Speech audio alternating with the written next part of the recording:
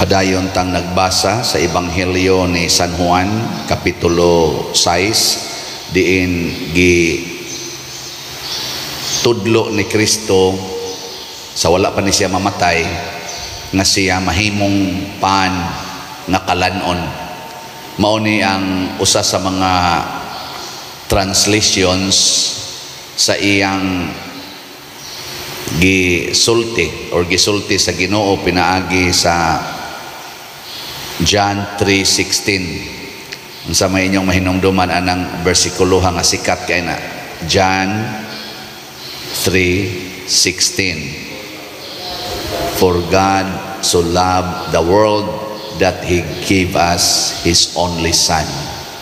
Munay John chapter 3 verse 16. Pag John chapter 6 iya nang gihisgutan didto unsa diining gugmaha, unsaon ni pagpakita, gihimo niya ang iyang kaugalingon nga pagkaon. Kamo ni ama moron dinhi mangaon mo Ginoo. Mura mo nakalitan sa kong pangutana usara may nitubag. Ni amo aron mangaon og Ginoo. Ganahan gid mong mukaog Ginoo. Yawa gud. Kung mangaon mo sa inyong balay, unsa may inyong bation og naay pagkaon ba, nya magkasaw mo kaon, malipayon mo o masukanon? Kana mulami ra gid ng pagkaon basta naghigugmaay ang nangaon. Nag-away gani ang nangaon, nya mangaon sila. Unsa may mahitabo sa pagkaon? Wa gyud lami. Hilingian na imong tupad. Lamian karong musimba kay naa na siya. Ing naganahan kay kung musimba basta naa ka. Sige, ing na. Sige na. Ing na ba? Imo bang imong tupad ba? Ing na ganahan kay kung musimba basta naa ka. Nya gatan-aw mo aning gawali, ganahan mo musimba. Nya mo palit mo slat. Sinanasan ayaw lagi na ninyo o ganahan mong musimba palitsan mo slat, di ba? Amo na siya. Pero unsa man gyud ning gugma, kining gugma mauni ang sugo sa Ginoo, mato pa niya the highest commandment nya. Karon do na sa siya pinaka number 1 nga sugo natong tanan. Pagdayon na ninyang sakas langit, ang sa mayang sugo matod pa sa atong tubag sa Salmo sa to, panglakaw kamo sa tibuok kalibutan ug isangyaw ang maayong balita. Karon di naman kinahanglan kay itang mulakaw sa tibuok kalibutan, dako kay gastoy mo adto kag Europe, adto kag Amerika, adto kag dili. Text lang, i-upload lang sa YouTube, di ba? Magmisa ta dinhi, atong upload sa YouTube. Awa na, daghan na kaayong makabati. Pero ang problema, pangutan na unsa may atong gisangyaw, maayong balita o daotang balita. Sa inyong paminaw, maayong balita o daotan? Maayo, okay. Maayo di ay.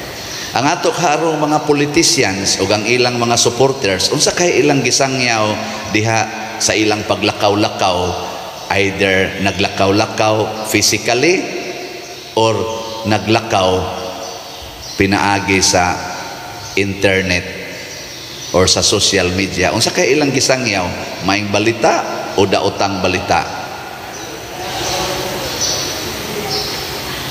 Sige, dool-dool na ra baron. Ako mo gamit ko aning punga pero wa jud ko kasuway ani ha. Nakaron ko no tingkamang. Karon bang mga panahon na kuno ba tingkamang pero wa jud ko masuway, wa jud ko kasuway sukad 1987 hangtod karon wa jud ko kasuway gikamang ko. Gahuwat kong kamangon. Ako no Madrid no kamang naton. Okay. Karon naggawas baya ang mga pari o mga madre na kita ko sa YouTube, nagrally sila atubangan sa Kumilik Ang sana, pumilik dito sa Manila. Nagrally sila, dag placards, kay ilang gideclare ang ilang gisuportahan na kandidato. Mga pari, mga madre, ambot kuyog man tingin ito mga seminarians, ana, tuaron sila dito, nagrally. Ambot, maing balita ba ka to? Ako di man kumupugong, ana. Pero ang ako lang point, kanus aman mahimong maayong balita ang atong gisangyaw. Kun ang atong gisangyaw mao ang gugma, maghigugma ay kana mo'y isangyaw. Sa unang pagbasa, ni adin hinato makita ang gugma sa Ginoo nga maoy iyang giingon nato. John chapter 15, niingon sa siya, paghigugma ay kamo sama sa akong paghigugma kaninyo. Mo na ang model ha, paghigugma ay kamo sama sa akong paghigugma kaninyo. Giunsa man ta paghigugma ni Hesus? Why kontrapartido? Wa siya mo establish og kontrapartido. Tanawa, si Saulo, si San Pablo, nga nahimong San Pablo, kontrapartido siya sa mga Kristiyano katong gasunod ni Kristo. Muna ang iyang gibuhat, iyang gilutos ang mga Kristiyano. Gipapatay niya si Esteban, kay young officer man siya, nangayo siya og authority sa mga Hudiyo nga authority or sa Roman ba to, aron panakpo niya katong nagsunod nga nanagan ngadto sa Damasco, gigukod niya kay iyang ipapriso, yag mo resist patyon na siya authority ana, motong gapanon na sila padong ngadto sa Damasco aron tinud-on ginilag gukod. Nya si Ananias ang pari sa mga Kristiyano nga tuas Damasco, gikuyawan, gikulbaan kay naanay notisya nga padong na dinhi ang nganlan og Saulo, gagrabe kaayo mulutos nato, hurot gyud taron ani. Di ba? Unsa may giampo ni Ananias, Ginoo in town, patya in town ning among kaaway aron dili kaabot diri awa sa tingali, no? Pero ilikay kami niining among kaaway, ilikay in town mi Lord, protektahi in town mi aning among kaaway. Normal gina nga gibati nila, nanagan gud sila. Sus, gipadamgo mas Ginoo si Ananias adtua aning balaya karon dayon kay tua didto si Saulo nabuta nya ayuha siya. Niingos Ananias, Lord, nahibaw baya ko unsay tuyo anang tawhana padong dinhi, ang pagpangita o pagdakop namo nanago ganimi, imo na noong kung pasugato niya. Di ba kakuha mo sa istorya? Uy. Bi kamo kuno be, kamo naitawong galutos nimo nya hunghungan kas Ginoo sugata. Nya kanal bang tawhana ang tuyo mao ang pagdakop o pagpatay nimo? Nya nakahatag na gid siya sample, gipatay na ang usas mga leaders si Esteban. Sugat ka. Abisa na lang, ingon ani na lang. Kanang kabit sa imong bana nasakit. Nya way kwartang ikapa-ospital. Nya ingnon kas Ginoo adtua dadas ospital patambali. Nya ibaligya ng imong gamayng yuta aron do na kay ikagasto sa ospital anang kabit sa imong bana. Mato ka. Oy, tubag. Na, tingo. Pero si Ananias kay nagsige magkaon sa Ginoo, gikaon man niyang Ginoo, nahimo siyang liwat sa Ginoo.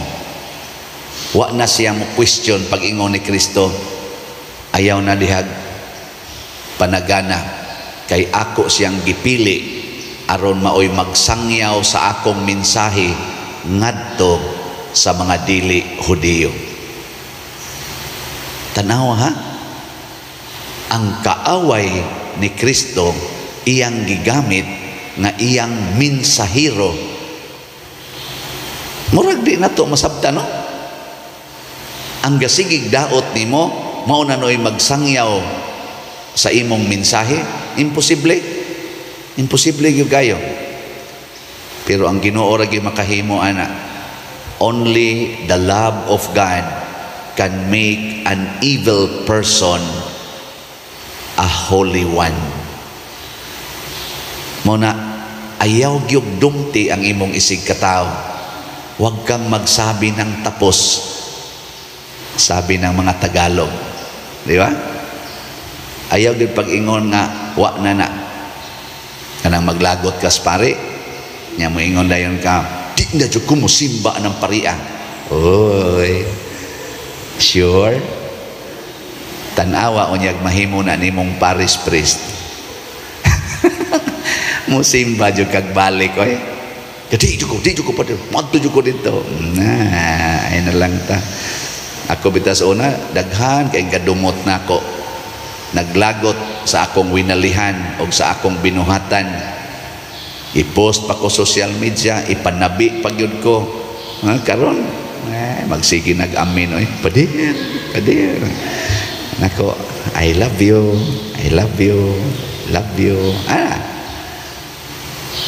Ang totok mo na ako. Nagtuo mo na makako. Tinuod mo yan ha. Diha pa'y gahilak. Kani kusog yung kaning mudaot na ko. Naghilak in town. Kay pahilugan yun ang iyang mahal sa kinabuhi. Layo-layo ra ba? Ako dyan kunoy gipangita. Nako kanira bang nag-text na ako, animal ra ba dyan kayo ni sa una. Pero suod yun mi niya. Suod yun mi ba? Pero ning bali lang siya partido. Dito siya sa laing partido nga nagsigig persecute nako. Sige na yung daot to the max. Karon gahilak-hilak naman kay ipaadto gyud kay kung an lagi. Ako jong giadto ninggakos gud siya nako. Pero wa gyud mangayog, sorry. Kay lipay lang gyud kay siya nga kanang niadto ko. Pero wa mangayog, sorry. Kinahanglan pa ba? Kailangan pa bang sayo ay bigkasin? Di ba? Kailangan pa bang ako ay tanungin? Di na sa mata mo makikita ang iyong damdamin. Di ba? Mauna, mahigog mata. Muna kani-kanong atong mga kandidato karon o mga supporters, paghigugmaay. Unsa may atong higugmaon? Higugmaon na to pag-una ang atong nasod, ang atong pagka-Pilipino. Nga higugmaon na to kining dako kayong event nga mahal kayong atong gasto, kining eleksyon. Yes, tinuod na. This is our sacred right to vote. Sagradong katungod ang pagbutar. Tinuod na. O ang kada nato boto sagrado. Yes, every vote is sacred. Pero ato bang girespetuhan ang atong sacred vote? Uy, mga human na lang ang termino sa nidaog. Di gyud mo concede ang napildi. Sige yung paghot hangtod mga human ang termino. Mga buangunta. Sacred, nya dili na to i-honor, nahimo ng desecrated.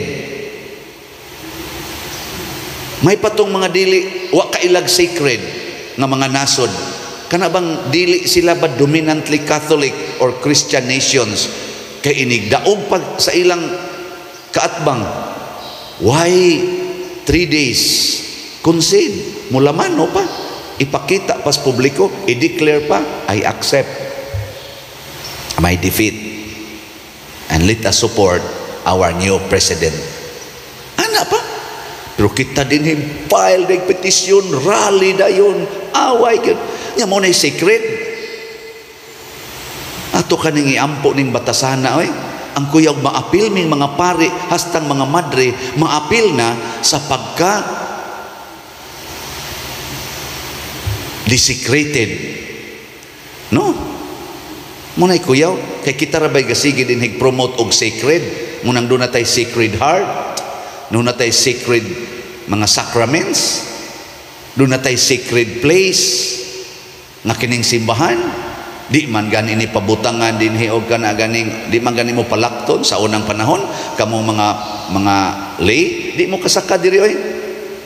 This is the holy of holies nga ang pari ra nga holy kaayo mao ray makatungtong diri. Naanay koral diha. Anha ra mo diha magluhod, maghuwat mo og tagaan, ug di sad mo tagaan panguli mo sa inyo. Dili mo tagaan anang sacred species. Kaila kay tag-unsa ning sacred, including sacred life, consecrated life. Pero atong i-desecrate panahon sa politika. Nalipay pa kang Ginoo ana. Muna maghigugmaay ta. Di ko ganahan mo tawag anang kontrapartido. Ang sa manunta, ang may itawag na mo ng kontrapartido. Karon ay mga ginikanan naghilak kay ang ilang mga anak ni kontra na nila tungod lang kay lain-lain silang kandidato. I-post pagyud sa social media, ingnon pagyud nga you lost your son forever. Grabihan naman anak. Because of this, you lost your son forever. Napagyud mo ingon nga mura kog mamatay ug ludon kong magtan-aw sa akong inahan nganong iyan ang gihimong pagpili, nganong kanay iyang gipili. Ana ba mga anak, naghilak in taon ang mga ginikanan. Naara ba tay figure nga ginikanan, di lang ako isulti nga nahimong ingon ani nya gi-highlight pagid ni sa mga vloggers nga doon na say gisuportahan. Murabag dunay intention ba nganong gi-post maning niya diha sa social media, gihimong viral nga nakadaot man ni og relasyon sa ginikanan og sa anak. Nya malipay ta ani. Ang simbahan magpakahilom ani, I condemn this act. This is against the commandment of God. Honor your father and mother. Bisag unsa pa na sila kangilad. Di ra ba jud kay tanto ngilad? Amo, di man jud ngilad. Ang iyang ginikanan niya ingnon, you lost your son forever. Masusuka ako makita nako imong naong. La, unsa naman ni? Nya mao ning klasiha sa ato dining political activities og mga attitudes. Nya mo apil pud ming taga-simbahan. Patay. Way kaugmaon ang atong nasod. This is a very clear indicator nga wa gyud kaugmaon ang atong nasod with this kind of attitude ba nga di ta ka maong maghigugmaay. Let us ask the Sacred Heart of Jesus, a heart nga maka-accommodate og mga kaaway, a heart nga kamaong mo transform sa iyang kaaway into a friend nga mahimong higala. Kanabang heart nga kamaong mo antos og magpakamatay para sa iyang kaaway, mao na gihimo ni Jesus. Kana bang heart nga ang akong kontrapartido himuon akong alay sa akong misyon sa paghigugmaay. Kanindot ana no? Kamo kinsa may inyong sundon ron, kanang kusog kay manaot sa iyang kaatbang o kanang kusog kay muhigugma sa iyang kaatbang? Sunda si Jesus hastang iyang kaatbang, gihimo niyang magsasangyaw sa iyang misyon, sa iyang ebanghelyo. Sundo na to si Jesus. Di ta mo sunod og tao. Og naa may tao mo sunod ni Jesus, ikuyog na nato atong butaran. Og di sad siya mo kuyog ni Jesus, yawan on kayo, ayog butaran. Sawa man ko'y mapili pa dir. Tangilan na dihag, abstain.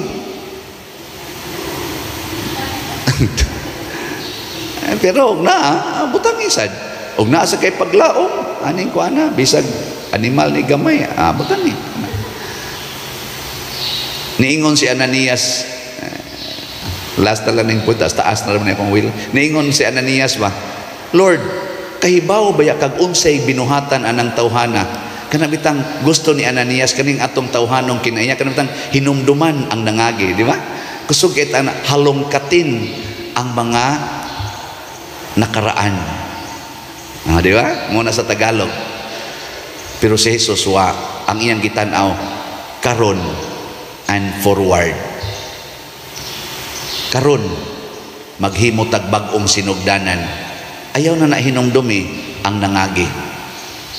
Di sad ilubong sa kalimot, pero mulaom ta. This is our Christian hope. Christian hope. We can start a new beginning if we love each other. We can start new beginning. Paragod anang nagkabuwag ng mga bana o asawa, kay nangabit ang usa, niya karon ibalik nang gahilak, gato ang luha, maingon dayon, we can start a new beginning. No? Kay paralyzed naman siya gikan karon hangtod sa katapusan, di agas ng luha, di nakasulti. So we can start a new beginning. Di ba? Na. Kamuron, mausa na atong gitawag og renewal of heart. Kaya gina nato. Ay na pagsighisgot atong nangagi, let us renew. Mabitan na dinis atong simbahan, magsigi pataghisgot atong kapilya dias atbang, ayaw na. Let us start a new beginning. Maghimo taglaing kapilya o naa. Kana sag natay kwarta.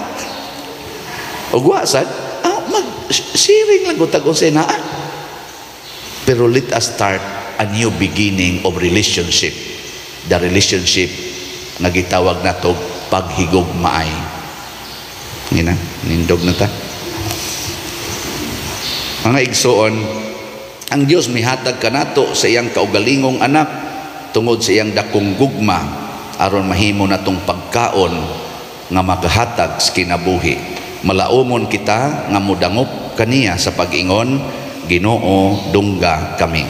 Ginoo dungga kami. Nga ang simbahan mutubo unta sa iyang paghatag ug kabililhon sa Eucharistia pinaagi sa tiunay ug kinasingkasing nga pagsaulog sa santos nga misa, magampo kita sa Ginoo. Ginoo dungga kami. Nga ang atong katilingban musalig unta sa grasya ug kaluoy sa Dios diha sa pagsagubang sa mga kalisud ug pag-antos sa kinabuhi, magampo kita sa Ginoo. Ginoo dungga kami. Nga ang atong mga pamilya, ilabi na ang mga kabataan, mutubo unta sa grasya, pinaagi sa makanunayong pagdawat sa santos nga Eucharistia, magampo kita sa Ginoo. Ginoo dungga kami. Nga hatagan unta kita sa Dios o grasya o kusog sa pagkamahimong buhing saksi sa kabanhawa ni Kristo, magampo kita sa Ginoo. Ginoo dungga kami. Nga ang sulugoon sa Dios, Teofilo Kamumot, Obispo, mabayaw na sa kadungganan sa altar, magampo kita sa Ginoo. Ginoo dungga kami. Alang sa mga proyekto dinhi sa atong simbahan, nga pinaagi sa pangama ug pagiya ni San Vicente Ferrer, magmalampuson ug mauman unta sumala sa atong mga giplano ug gipangandoy, magampo kita sa Ginoo. Ginoo dungga kami. Alang sa tanang mga benefactors ug donors sa atong simbahan nga mihatag og finansyal ug lain-laing hinabang, ug alang sa mga nagtrabaho dinhi sa atong mga proyekto nga hatagan unta sila sa Ginoo ug daghan pang mga grasya sa ilang kinabuhi, malikay sila sa mga kadautan ug mulampos unta ang tanan nilang mga paningkamot, magampo kita sa Ginoo. Ginoo dungga kami. Nga ang atong mga paryente ug mga higala nga nag-una kanato diha sa pagtuo, makadawat na sa ganti sa kinabuhing walay katapusan, magampo kita sa Ginoo. Ginoo dungga kami. O Dios, gihatag mo kanamo ang imong lawas ug dugo tungod sa imong dakong gugma. Busa dawata kining among mga pangamuyo nga gituboy diha sa gugmag pagtuo, pinaagi ni Kristo nga among Ginoo. Amen. Amen.